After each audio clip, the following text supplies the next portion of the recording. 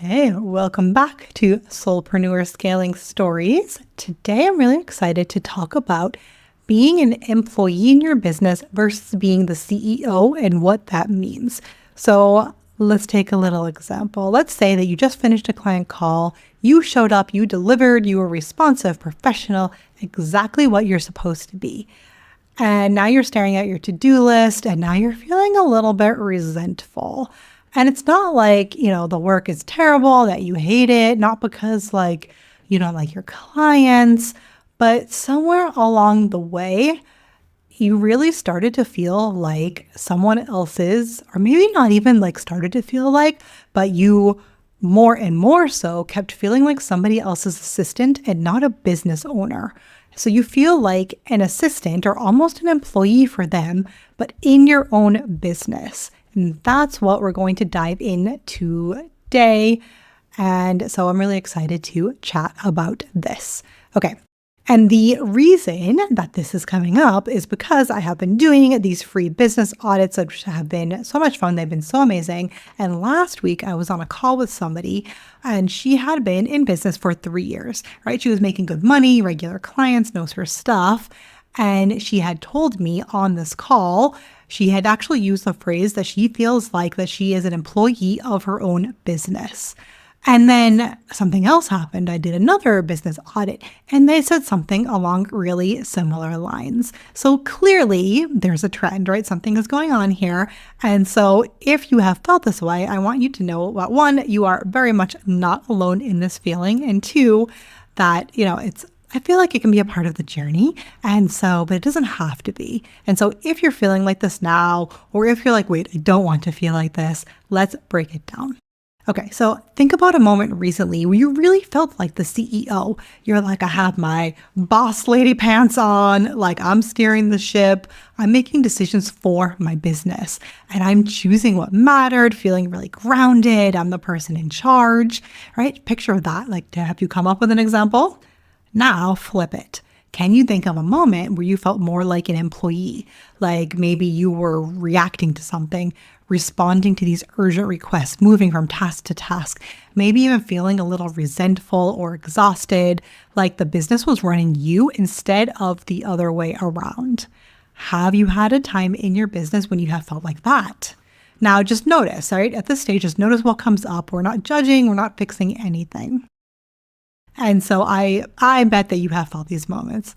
And so recently I run a monthly networking group called Flow Lab. And recently on one of these calls, this month actually, we were talking about this exact thing. I had asked them to describe their CEO moments. And there were themes that were consistent with this, right? When you step into being the CEO of your business, you're making decisions based on your vision and not just what clients want. You have some breathing room. You're trusting yourself and you're thinking a few steps ahead instead of just trying to get through the fires that need to be put out today.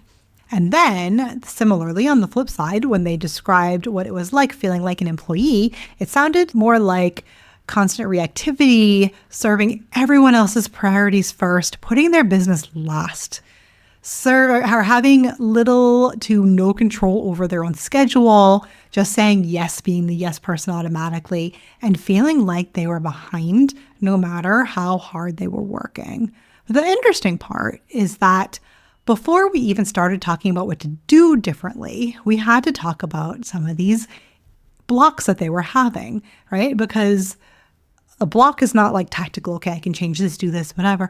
This block they were having was more identity-based. So I invite you to check in with yourself here. When you hear the word CEO, or when you hear business owner or entrepreneur applied to you, what is it that you feel? Does it feel natural? Does it feel exciting? Does it feel neutral? Or do you have some resistance with it? Maybe there's some voice in the back of your head saying, well, I'm not a CEO. All right, I'm just a VA. I'm just an OBM. I'm just an assistant. And so this is really common, really, really, really common, right? So because most done for you service pros, like in their heart, they are supportive, they have this heart of service, responsive, adaptable. They want to do good work and they really love helping their clients and making things easier for others. And you weren't taught how to lead a business, right? You started your business, you're doing your business, but you weren't taught how to lead it. It's not a thing you take in school unless you have an MBA, right? Or you weren't taught how to step into this identity of the person who makes strategic decisions for their own business. The thing that I've experienced and the thing that I have also worked with my clients with is that you can have the perfect offer, you can have the perfect pricing, you can have the perfect systems. But if you don't see yourself as the business owner, as the CEO, as the expert, you're going to keep recreating situations that make you feel like an employee in your own business. Your business is going to reflect that identity back to you. Now, as an example for myself, when I was moving from the US to Spain and, rebuilding my entire life from scratch, giant dogs flying with me across the ocean, finding a place to live in a whole new country, figuring out how to do all the daily things, I did not take any time off. Zero. I don't know what I was thinking, right? I was, on my Slack, we landed, we're driving from 6 hours when we get here. I'm checking on my clients, things like this. I was feeling guilty, I was like, no, I need to serve my clients, right? I was operating like the support person and not the person in charge. Obviously, I'm not saying not to serve your clients, right? I am saying that let's structure it in a way that where you're in charge, in a way where you're being proactive and not just reactive to their every random thought, not just reactive to every whim that they have, right? So for me at that moment, I realized that something had to change because I was very disciplined. I was working really hard. It wasn't anything like that. But my business wasn't one where I got to be the CEO. It was built, I had built it as an OBM that it needed me 24/7. So for you and for just in general, what is creating this employee feeling? So let me tell you what it's not, right? It's not that you're not working hard enough. You are working plenty hard. I know that. It's not that you don't know what you're doing or you're bad at it. I am sure that you are exceptional at what you do. Generally, it is that if you're terrified that if you set boundaries, you're going to lose clients. You believe that being responsive means being available 24/7. You think structure is going to make you rigid or less supportive. And so you've built a business that requires you to be everything all of the time for everyone. And it's not like that's what you set out to do, but either you didn't give yourself permission, that's a big part of it, to do it differently, or you didn't know what to do or how, or that it was even an option to do it differently. And so there are 3 things that create this dynamic usually. The first one is business structure, right? Because a lot of OBMs and VAs, they didn't intentionally design their business the way it's set up. They started taking clients, they started saying yes, adjusting prices, adding services, and then it just sort of happened. Right? So you accept whoever, you price reactively, you offer what people want, and you schedule around everyone else's needs. And before you know it, your business structure is calling the shots. And it's because you didn't pause. You didn't pause long enough to design your business from the CEO seat. You didn't look at it like, is this business going to support me? And then the second place is that you are working almost entirely in your business, not on it. What do I mean by that? You are spending 97% of your time executing, delivering, responding, problem solving for clients.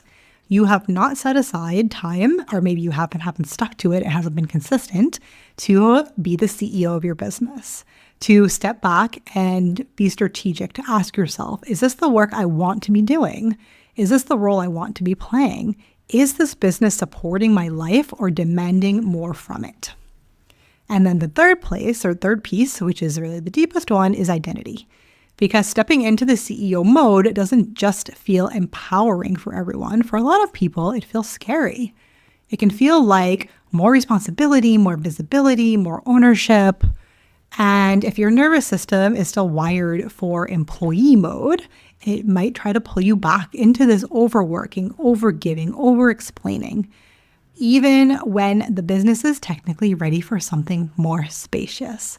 So if you're like, okay, yes, please, I want to be and embody the identity to be the CEO of my own business. I want you to know that this is part of the journey. It's part of the process.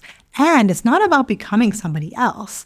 It's really about intentionally designing your business and your role within it so it matches who you are now, not who you had to be when you were starting out. And for a lot of people, it's really not a massive overhaul. It's just awareness. It's seeing where you're still in employee mode. It's where the structure is running you, where your identity hasn't caught up to your experience yet. And that's why I am offering free 45-minute business audits. These are for VAs and OBMs. So these are focused strategic conversations where we look at what is actually happening in your business, why you feel the way you do inside of it, and what needs to shift for you to step more fully into the CEO role. And it's not about hustling. It's not about being more disciplined. It's really about how do we run your business in a way that feels more grounded, more sustainable, more aligned with the life you actually want while you make more money. Because you cannot step into the CEO role in your business if your business structure is blocking you. So if this episode stirred up some ideas for you, if you recognize yourself in any of this, then that's a sign that this is worth exploring. And you can find a link to book the audit, obviously, down below in the show notes. And because I'd also really want you to know, to take away this final thought, that feeling like an employee in your own business is nothing about failure. It's really just feedback. And you are taking the first step when you listen to it. Because when you do that, that's the first step in order to make change. So that way you have this beautiful business that is actually supporting your life and not the other way around. So I will leave you with those thoughts. Please feel free to reach out, text me, include your Instagram handle or some way to identify yourself so I know who it's from if you want a response back, and follow me in all the places. And please, I'm so excited. These business audits are really, really amazing. And so there's no strings attached. Just go book one and let's chat about your business. And with that, I will see you on the next episode.